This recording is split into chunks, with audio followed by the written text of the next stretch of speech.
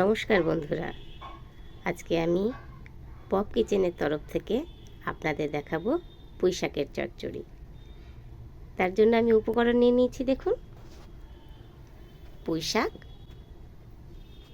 অল্প পেঁপে, কুমড়ো, পটল, বেগুন, গাঁটি কচু আর গাজর।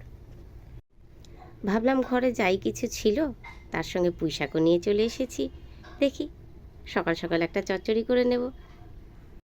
পুঁই শাক চচ্চড়িতে দেব মাছের মাথা আর চিংড়ি মাছ দুটোই। মাছের মাথাটা আর চিংড়ি মাছ আমি আগে থেকে ভেজে রেখেছি বন্ধুরা। চচ্চড়ি করতে আমার মশলা লাগছে গরম মশলা, আদা, শুকনো লঙ্কা, সামান্য কিছু কাঁচা লঙ্কা চেরা, স্বাদ মতো লবণ আর হলুদ। কড়াই আমি বসিয়ে দিয়েছি। এবার দিয়ে দিচ্ছি সর্ষের তেল।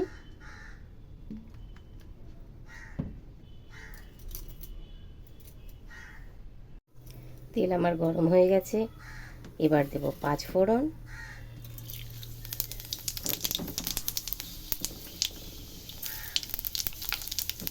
তার সঙ্গে দুটো ছেঁড়া কাঁচা লঙ্কা, শুকনো লঙ্কা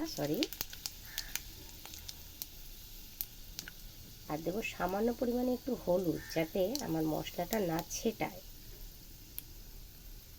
আর বন্ধুরা, ওই আদা আর শুকনো লঙ্কা সেটা আমি একটু পেস্ট করে নিলাম। এবার সেটাকে আমি এই তেলে দিয়ে দিলাম।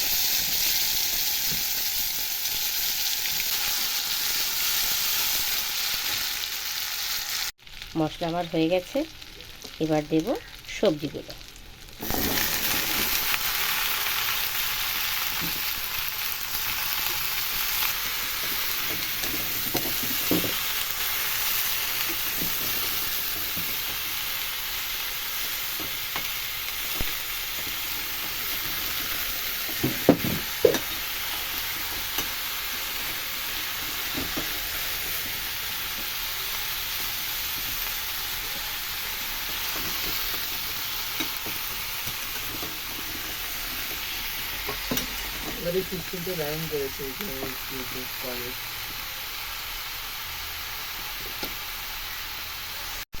তেলের মধ্যে আমি সামান্য হলুদ দিয়েই দিয়েছিলাম। হলুদটা দিলে কি হয়, চারদিকে যেন না আর মশলাটা ছিটকে আসে, গায়ে ঠায় না আসে, চারদিকে যেন না ছিটে ময়লা হয়, সেই কারণে। এইবার আমি বাকি আর অল্প একটু হলুদ দিয়ে দিলাম আর লবণ।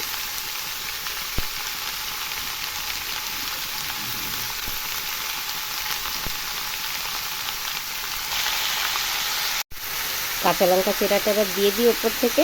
তারপরে আমি ঢাকা দিয়ে দেব। ঢাকা দিয়ে খানিকক্ষণ রাখার পরে সবজিটা নরম হয়ে গেলে আমি নেড়ে চেড়ে জল দেব।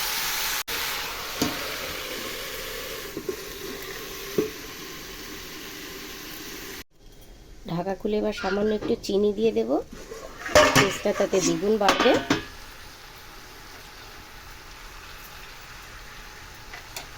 আবার আমি ঢাকা দেব। দেখুন বন্ধুরা, সবজি এবার সেদ্ধ হয়ে গেছে। এবার আমি দিয়ে দেব ভেজে রাখা মাথা আর চিংড়ি মাছ।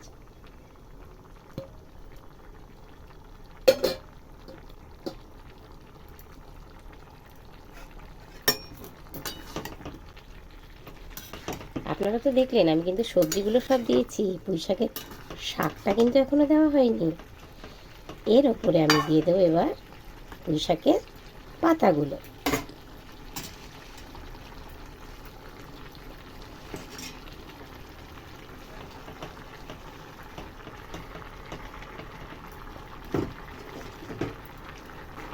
আবার আমি একটু পাতাগুলো সিদ্ধ হয়ে যাওয়ার জন্য ঢেকে দেব।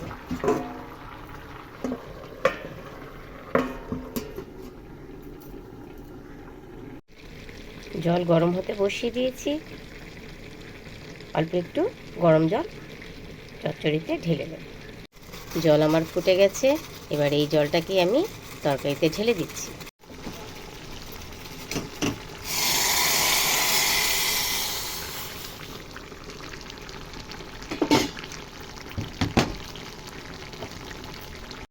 বন্ধুরা, চচ্চড়ি আমার রেডি হয়ে গেছে।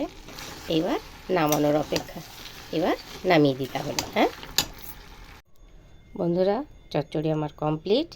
রান্নাটা কেমন হয়েছে কমেন্টে জানাবেন, লাইক করবেন, শেয়ার করবেন, আর ভালো লাগলে অবশ্যই সাবস্ক্রাইব করবেন।